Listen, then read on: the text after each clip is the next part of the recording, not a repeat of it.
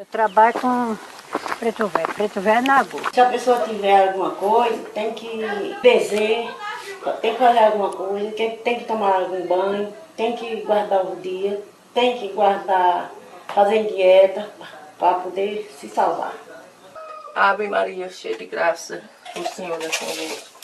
Bendito seus olhos entre as mulheres.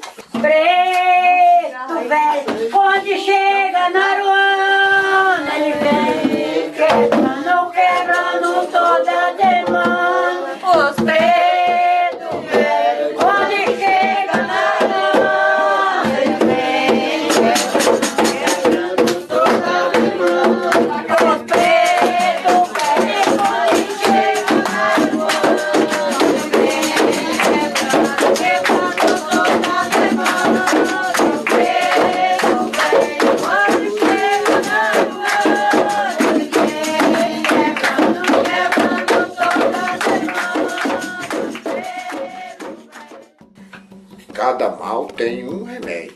Não todos somos iguais, porque ninguém somos iguais. Igualmente somos os remédios.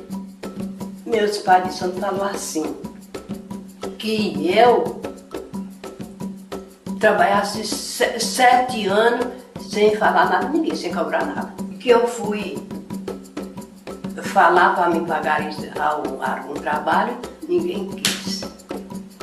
Até hoje, uns às vezes pagam e outros dizem que eu quero é dinheiro. Pai, Filho e Espírito Santo, nós botamos a nossa mão. Acompanhais com a divina luz, que é para vós dirigir os passos de minha irmã, minha Mãe Maria Santíssima, como a vós dirigir os passos de Jesus. Acompanha minha irmã por essas estradas.